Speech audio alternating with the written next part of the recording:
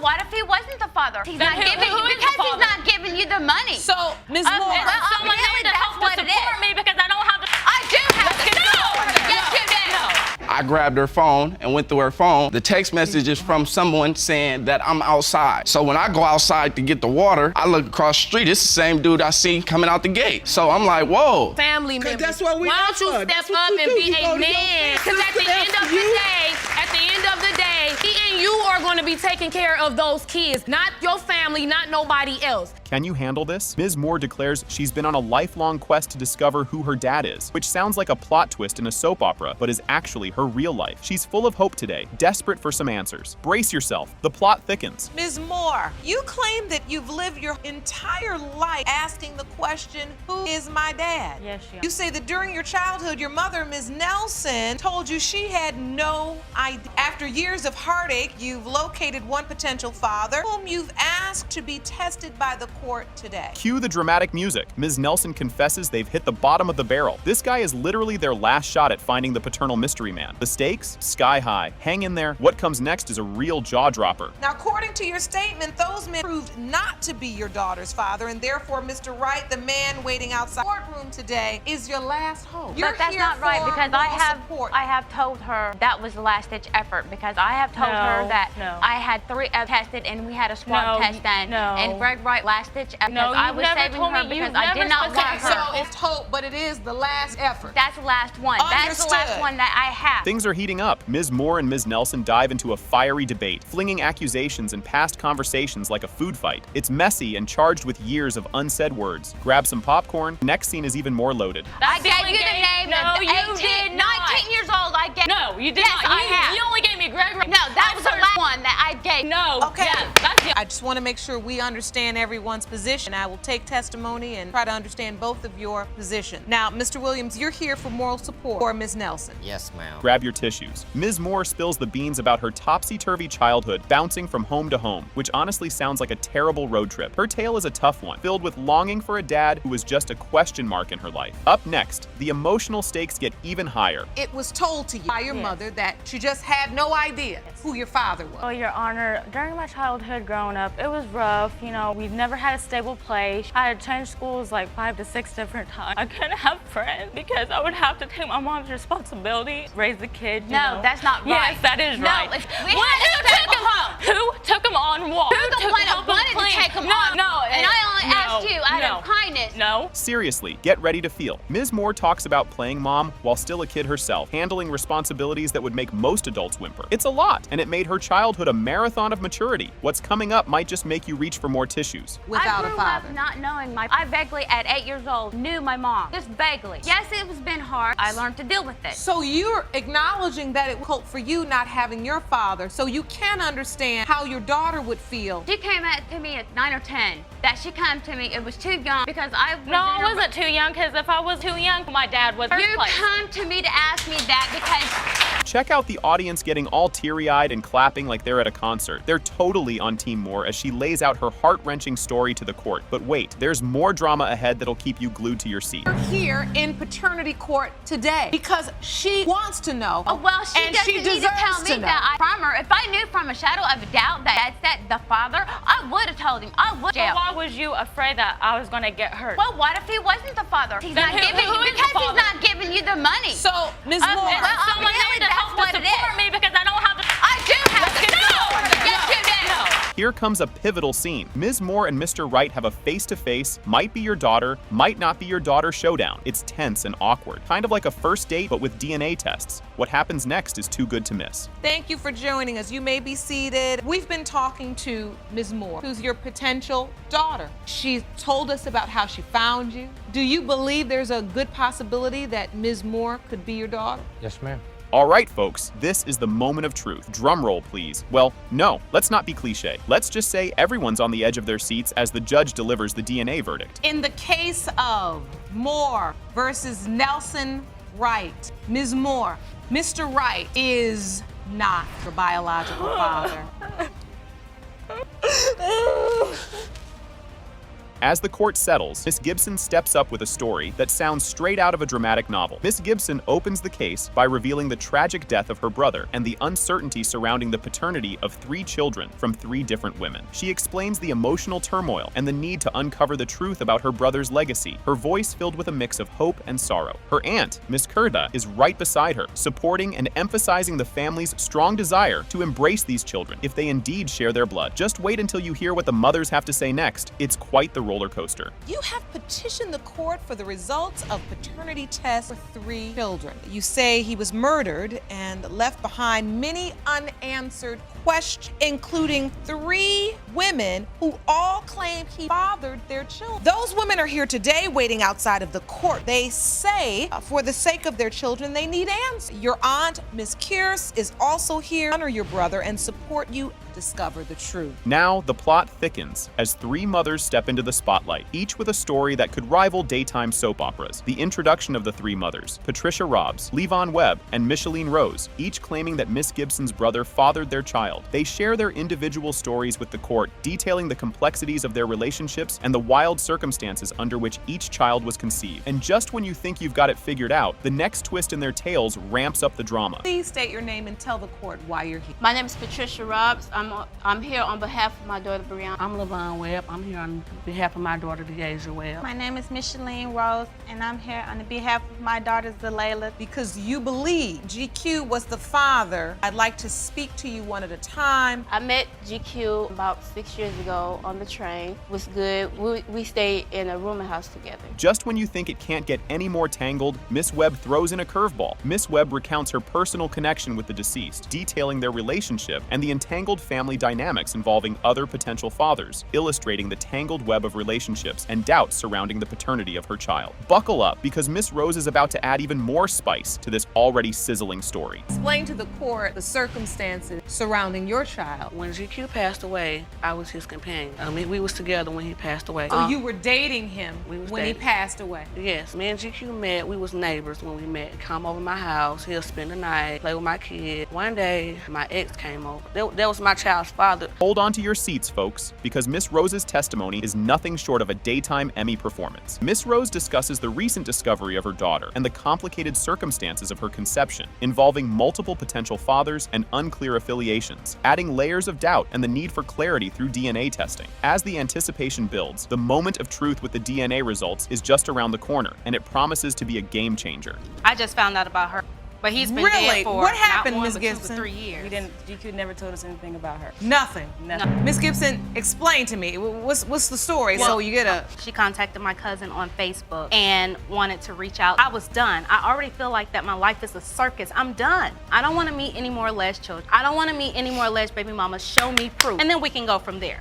The court is on the edge of its seats as Jerome hands over the much-anticipated DNA results. When it comes to 1-year-old Zalayla, it has been determined that Mr. Gibson is her father. I gotta go get her. I gotta get you too. I got you too, baby. The revealing of DNA test results. Right off the bat, the air crackles with tension. Ms. Hall, clearly upset, accuses Mr. Richards of denying and failing to support their 1-month-old son, Deanie. She and her mother are seething because Mr. Richards hasn't lifted a finger to help, asserting that he provides no support and denies paternity. Mr. Richards fires back, claiming Ms. Hall is only pinning the father label on him because she harbors romantic feelings for him, accusing her of being thirsty for love. As the accusations fly, buckle up for the judge's intervention. You and your mother are furious with the defendant because he denies your 1-month-old son, Damani, and does nothing to support. Mr. Richards, you believe that Ms. Hall is claiming you are the father because she wants to be with you. You say Ms. Hall thirsty for love and she needs to go find her child's real dad. Digging into the past stirs up some drama. The judge dives into Mr. Richards' history with Ms. Hall, revealing that they dated years ago before reigniting their old flame. Mr. Richards confesses he reached out to Ms. Hall via Instagram, admitting his role in rekindling their romance. Their conversation uncovers that Mr. Richards' intentions weren't entirely pure, as he was somewhat manipulative, doling out affection he didn't truly feel. Keep your eyes peeled, the courtroom is about to turn up the heat. It wasn't just like I broke her heart in 2013. We had an issue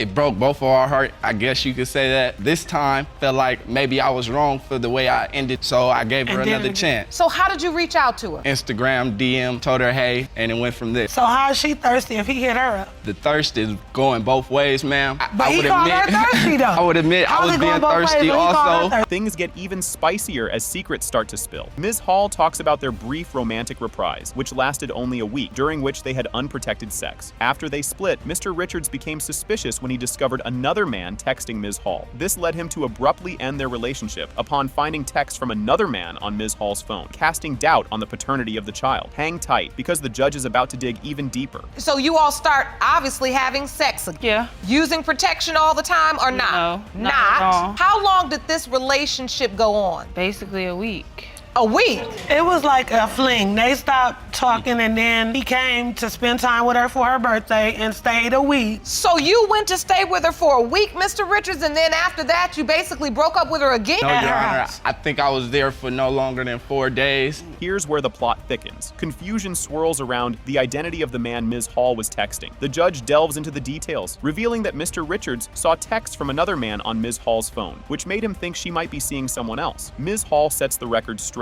explaining that the texts were from a man who was merely a friend, not a lover. As the layers of this mystery unfold, prepare for more twists and turns. Her mom pulled up to drop off some water or some soda or something. When she went out there, I grabbed her phone and went through her phone. The text message is from someone saying that I'm outside. So when I go outside to get the water, I look across the street. It's the same dude I seen coming out the gate. So I'm like, whoa. Officially on the bus, I sent the message, like, I seen the messages in your phone, but I seen the guy across the street, and that's where it ended. I told her to block my number. As the stakes rise, every detail matters. The debate over paternity intensifies as Mr. Richards and Ms. Hall hash out the nuances of their fleeting liaison and the possible involvement of other men. The judge strives to clarify the timeline of their interactions and the conception date, noting that Mr. Richards' visit coincides with the potential conception window, which could make him the father. Don't move a muscle. A bombshell revelation is just around the corner. Well, you found out you were pregnant. Did you immediately think it was Mr. Richards' child? I knew, but I didn't want to tell him because how we broke up and how disrespectful he asked me because the conception date. When she told me her due date, even if it's gonna be a problem, tell him so he can't never say that he didn't know. And so did you do that? Did you follow your mom's advice? Yeah, I told him, and the result. You reached out to him? Yeah. Just when you think it can't get any more dramatic, the discussion escalates over the text messages and a mysterious man seen leaving Ms. Hall's residence. Mr. Richards admits he was searching for an excuse to break up with Ms. Hall and used the text as his getaway car. This confession sheds light on his uncertainties about the relationship and the child's paternity. As the tension builds, get ready for an even more explosive confrontation. He says he saw other people texting you in the phone. He had only been there a week. You all had just rekindled it. You admitted yourself, Ms. Hall, about him. I don't really know. You know, I asked her, like I said, when I left that day, I told her that I seen the messages and I told her I seen the dude. He said that there was no other guy. From her own mouth, that the guy was a guy that liked her and he only brings her things. They don't do anything else. Everything changes with the judge's next words. The DNA test results are disclosed. It has been determined by this court. Mr. Richards, you are the father. Thank you. Thank you. Strap in, folks. The case of McKeever vs. Arnold is announced. Judge Lake greets the court audience, introducing the paternity dispute between Ms. McKeever and Mr. Arnold. The roller coaster is just getting started, so stay tuned. Ms. McKeever, you say you have no doubt Mr. Arnold is your 3-year-old son Ken's biological father. You've requested a paternity test and are suing Mr. Arnold for $1,796 in child care expenses. This part gets spicy. Mr. Arnold, supported by his aunt, Ms. Henderson, contests Ms. McKeever's accusations. They imply there could be other fathers and question Ms. McKeever's story, while Mr. Arnold expresses his doubts about being the child's father. You won't want to miss what the judge asks next. You and your aunt, Ms. Henderson, say that Ms. McKeever admitted to sleeping with other men, but now you claim you're the one who's been put on child support for a boy who's definitely not yours. Here's where it gets juicy. Ms. McKeever details Mr. Arnold's lack of financial support despite being on child support legally. She lists the expenses she's faced raising Kenneth, highlighting her her financial burdens. The plot thickens as the evidence comes into play. Well, actually, he has not done anything for my son. My sister has been playing a big role in my son's life, far as buying him diapers, if I need money to get my kids clothes. I never got any. Not a dime yet? Not a dime. And so you're suing for child care expenses you've incurred thus far. Let me see those expenses, please. These expenses include diapers, shoes, clothes. They total $1,796. Yes, Your Honor. Can you believe this twist? Mr. Arnold explains his failure to attend the DNA test due to not having a ride, which led to a default paternity declaration against him. Judge Lake scolds him for letting things escalate without taking action. The courtroom drama escalates from here. Why didn't you show up to the DNA test, young man? Transportation to get. But look where it ended up. This happens in this courtroom way too much. Young men in your position, you come to court and you say, it's not my child, Your Honor, not my child, Your Honor. And then when I ask, did you have an opportunity to take a DNA test? Well, I couldn't get there. I didn't have no ride. We get a ride to go everywhere else we want to go. Didn't see that coming, did you? Ms. Cox, Ms. McKeever's sister, testifies about her financial support for Kenneth, emphasizing the family's efforts to provide amid the dispute. The audience reacts vividly to her testimony. What she reveals next will definitely raise some eyebrows. I want to hear from your sister, ma'am. State your name, ma'am. I'm Shakiria Cox. Cox, thank you for joining us today. So you've been stepping the plate as it relates to Kenneth. Yes, ma'am. Paying for expenses. Haircuts, shoes, clothes, milk, anything that little boy needs. If she calls me, he have it. With the understanding that things just got real. In a critical disclosure, Ms. McKeever talks about her relationships during the conception period, implicating another man besides Mr. Arnold. This complicates the paternity debate, especially as she admits to relationships with two men around the same time. Just wait until you hear what comes next. Who is this young man? Do you know? I don't know him personally. Who is this other young man? The other young man that I was with, he ended up going. Mr. Arnold ended up moving with me. So the whole time that he was living with me, Your Honor, you know, we were intimate a lot. Now, the other young man that I was messing with, he ended up coming back home December 26th. So me and him, we messed around on that. I ended up going to the doctor because I get my 6-month checkup. Grab your popcorn. This is a doozy. The conversation turns to another DNA test, purportedly proving another man was not Kenneth's father. This adds layers to Mr. Arnold's paternity situation and his responsibilities. The next statements in the courtroom are going to be explosive. He wanted a copy of the DNA test. After 2 years, you named with the other guy? So as my son started turning 1, his features start to come in. That little boy don't know nothing like other guy that I was in, he decided to get the DNA test. It's not my decision. So they contacted me and they sent me a paper in the mail. I had a DNA test done. Talk about a plot twist. Mr. Arnold admits feeling a connection with Kenneth, suggesting a possible paternal link despite earlier denials and the complex situation. The emotional stakes are high and about to get even higher as the verdict nears. 3 now. He don't even look like me. I don't feel like he looks like you at all. And it's crazy, he can't even speak for himself. First of all, you are 27 years old. You are a grown man. Why every time problem or we have anything going down, you gotta run to your family members? That's what we Why don't you step up and be a man? Because at the end of the day, he and you are gonna be taking care of those kids, not your family, not nobody else. Feel the room tense up? The moment to reveal the DNA test results is here. It has been determined by this court. Mr. Arnold, you are his father.